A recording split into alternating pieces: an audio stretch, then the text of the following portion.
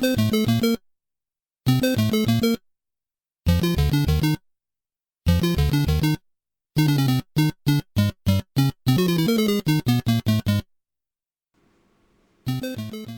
it's been a while since I've uploaded a video, I guess.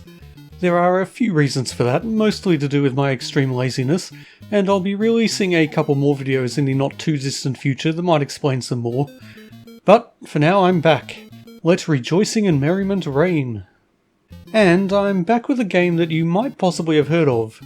I got a comment a while back from a viewer by the name of Ember who suggested that I should cover some of the true monumental classics of gaming, like The Legend of Zelda and Super Mario Bros. At first I was kind of resistant to the idea. Those games have been covered from every conceivable angle by every gaming commentator on the planet, so what could I possibly have to say about them that anybody would want to hear? I haven't even played them before, since my childhood was dominated by Sega, and most of my nostalgia lies with the Blue Hedgehog and his Master System and Mega Drive brethren. Then it occurred to me that maybe my ignorance could be a strength, which would be great in general because the scope of my ignorance could make me one of the most powerful people on the planet. But in this specific instance, there can't really be all that many serious gamers of my vintage who have never played most of the old Nintendo Mega Classics, and maybe my perspective might be of some interest. So a couple of months back I added Super Mario Bros. To a poll asking which game I should look at next, and it won. Thanks to everyone who voted, by the way. And I'm definitely not sorry it won, because it's a game that I felt guilty about missing out on. Also, and this may not seem immediately relevant, but I've played a fair bit of Sonic lately. I covered Sonic 4 earlier this year, and I've also played Sonic Mania recently. And of course, not too many months go by before I feel the urge to run through a few levels in Sonic's Mega Drive outings. If you watch my videos on Sonic 4, you know that I wasn't a huge fan, and I actually didn't enjoy Sonic Mania as much as I felt I perhaps should have, despite its obvious high quality in many areas. I couldn't quite put my finger on why I found Sonic Mania a bit lackluster, and I started questioning what exactly it was I enjoyed about 2D platformers. I wanted to look at the fundamentals of what made the genre so popular and so enduring, and, well, even as an ex-Sega fanboy, I have to acknowledge that it doesn't get much more fundamental than Super Mario Bros. Now, I'm not going to go too much into the details of the game.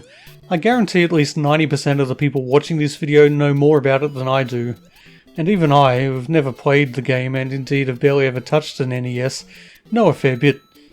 It's impossible not to, given the impact it's had not only on gaming but on the entire world of pop culture. For my part, most of what I know about Super Mario Bros. Comes from speedrunning, by which I mean watching speedrunning, not participating in it. Speedrunning is not a hobby for doddering old men. But there are incredibly talented people who have broken the game down so completely that the best time for finishing the game is essentially frame perfect. Every necessary input is known, every pixel has been analysed, hell, even the subpixels have been analysed, not that I really understand what they are. People have even finished this game blindfolded. So, how tough can it be? Well, let's give it a go. Okay. So the first thing to say is, I hate this game, I despise it. I rue the day that I added it to that damn poll, and I cannot believe that it's so well loved.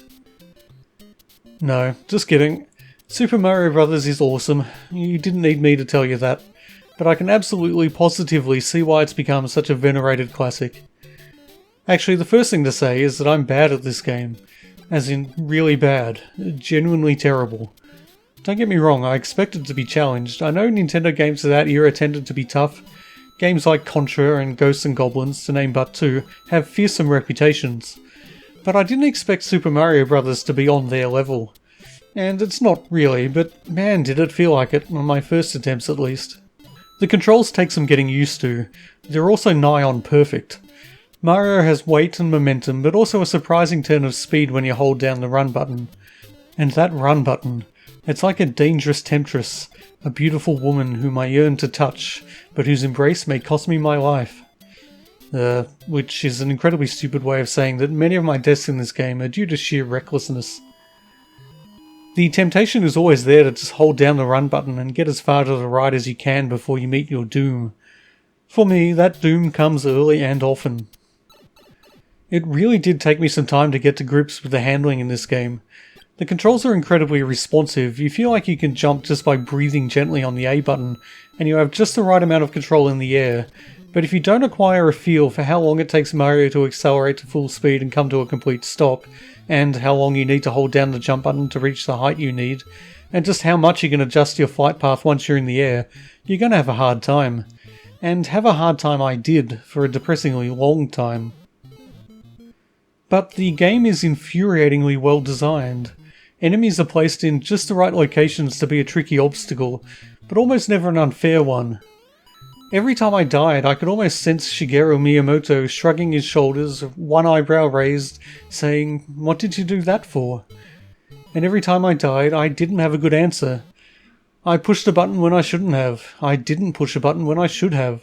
I jumped too high. I jumped too low. I ran straight into an enemy.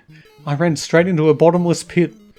Almost every death, and there were a lot of them, was the result of my stupidity, or my slow reflexes, or my impatience, or my ineptitude, or just my doddery old fingers not working the way I wanted them to.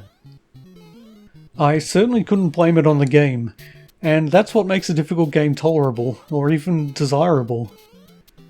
Now, obviously not everyone is going to find the game as difficult as I did.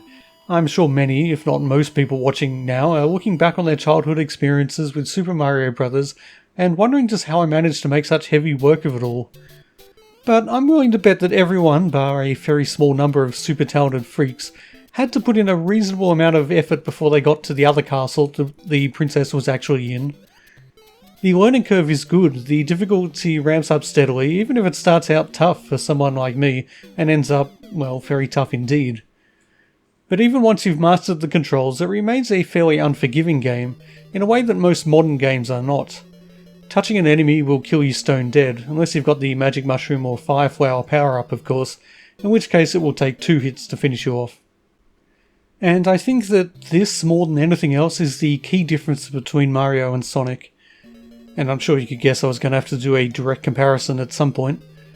While Mario dies at the drop of a hat, or at least the drop of a Hammer Brothers hammer, Sonic is all but invincible while he has rings. And Sonic almost always has rings, it's kind of his thing. Even as a die-hard Sega fanboy, I always had mixed feelings about Sonic's ring-based resilience. It just made his games too easy. And yes, it also helped to find those games. If Sonic was as fragile as Mario, his trademark speed would be a liability rather than an asset. But there was rarely any real sense of danger in Sonic's early outings. In Super Mario Bros. On the other hand, danger is your constant companion, and even once you're a Mario veteran, you're always walking a pretty thin line between life and death. And this difference between Sonic and Mario, the two titans of the early days of console gaming, the fact that in one it's tough to die and in the other it's tough not to die, is what I believe sets them far apart from each other. On the one hand, Sonic is an experience.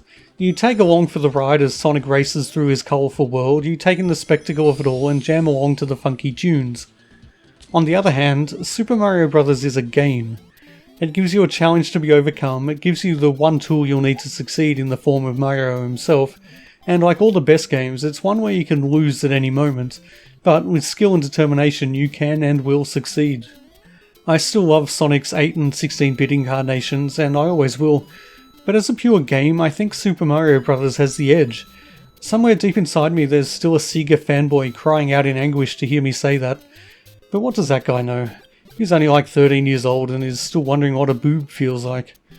Little does he know he's going to have to wait quite a long time to find out. Poor guy. But I didn't really intend this to be a video about the relative merits of the two mascots of old school console wars. And in any case, Mario is quite a bit older than his spiky blue rival, something which I tend to forget. So let's just get back to the nuts and bolts of the game. There are 8 worlds divided into 4 stages each, but you probably already knew that. At the end of the first 7 worlds you find a mushroom retainer who tells you their princess is in another castle, but you definitely didn't need me to tell you that. It's possibly the most famous phrase in gaming history. Oh yeah, the princess. I guess she's been kidnapped by Bowser or something. To be honest, I never paid much attention to Mario lore in the past, and I still haven't. According to the manual she's Princess Toadstool, but I always thought the princess in Mario was called Peach. I'm sure there's roughly a billion videos on YouTube that spend hours on this specific quandary. Or I could just look up Wikipedia and immediately find out that it's simply an East versus West translation thing. Mystery solved. I'm so proud of myself. Anyway, you run from left to right, avoiding obstacles and dispatching foes until you reach a flagpole. And I can't believe I've just spoken that sentence. I'm explaining what you do in Super Mario Bros. Truly, this is cutting-edge game journalism. Regardless, that is what you do. And I will admit that for the modern gamer, the fact that you can't walk back to the left once the screen is advanced may seem shockingly primitive, but those were different days. It doesn't really matter. These levels really are designed to be a one-way trip. You've got standard outdoor stages, underground stages, the old water stage, and of course the castle stages, containing the game's boss fights. Although calling them fights may be a bit of a misnomer, mostly you just end up avoiding him and hitting the thing behind him. To me it looks like a battle axe, but maybe it's supposed to be a switch that retracts the drawbridge. That would make more sense. Or maybe Mario is supposed to be using the battle axe to slice the bridge support. I guess that would also make sense. In any case, Bowser falls into what I assume is supposed to be lava, or it could just be red water, which would explain how he's able to show up again in the next 7 castles. The stages are simple, they're restricted to a single screen in height, but they're perfectly designed to be challenging while also maintaining an almost rhythmic flow that allows a skillful player to just fly through them. And they're packed with secrets, most of which you probably know better than I. But there can't be many gamers on the planet who remain unaware of these secret warp pipes hidden in the first world. I didn't use them, of course, at least not on this first playthrough, and I'm pretty sure I missed every single other secret, even the ones I should know after watching quite a few speedruns of the game. Ah yes, speedrunning. I said before it's not something I partake of, it's just something I enjoy watching. But if I was going to give it a go, I strongly suspect this is the game I'd start with.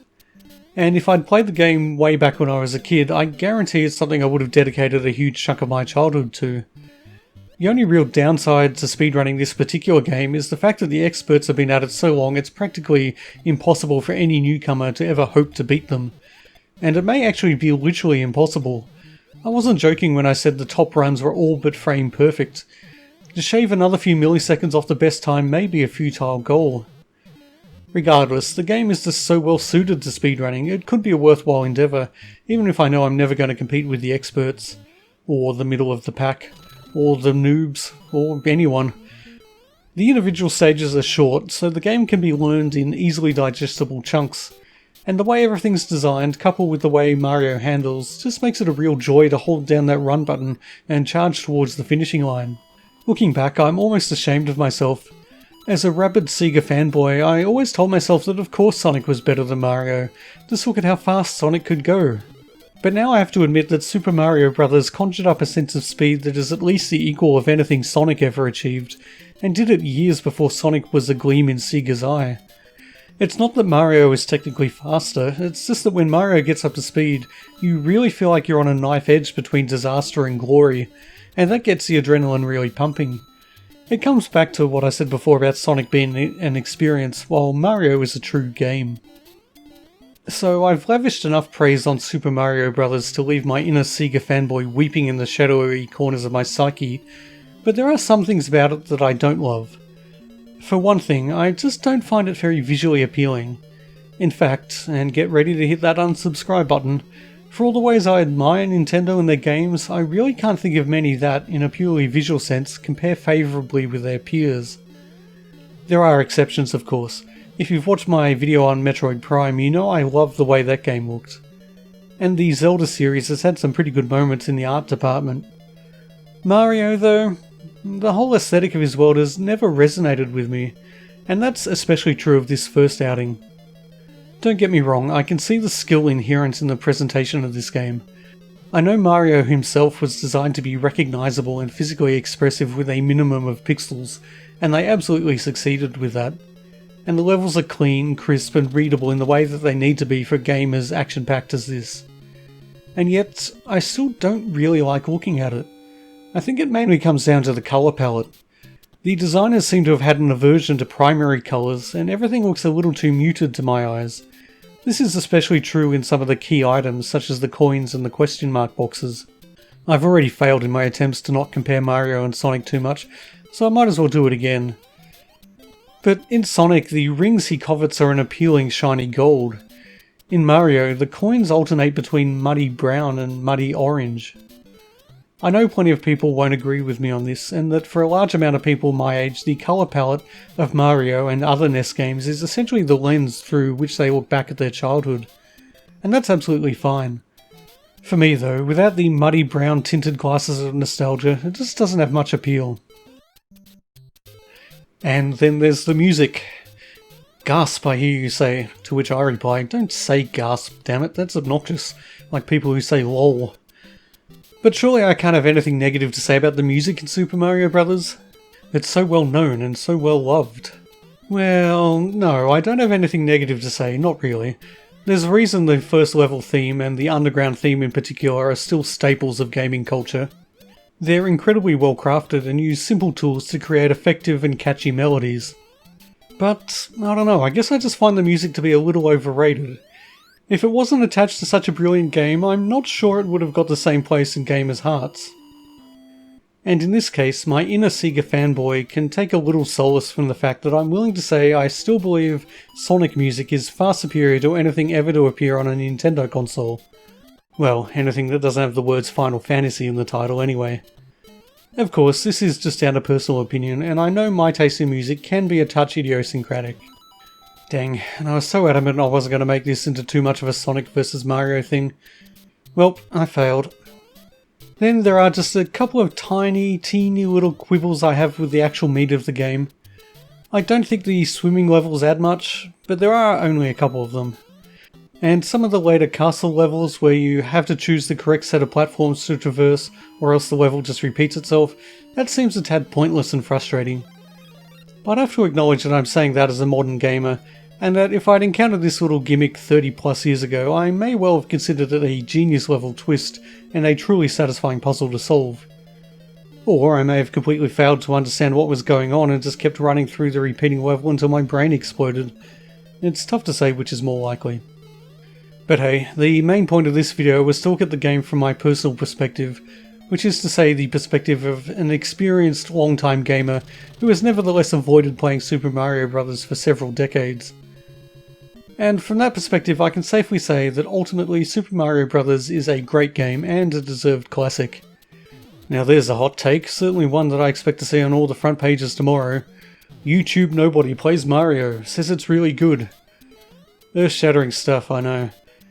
But hey, it's the truth. The simple yet compelling gameplay has stood the test of time better than just about anything else from that era, and although it is perhaps a little too simple for modern tastes, I can well imagine that when it hit the video game scene all those years ago, it must have been a real bombshell. I know if I'd played it way back then, it would almost certainly have devoured my life for months, if not years, as I dedicated myself to mastering its levels and uncovering every single one of its secrets. Even now, I've really enjoyed playing it, and I'm grateful to Ember for suggesting I cover Mario, and to all the people who voted for it.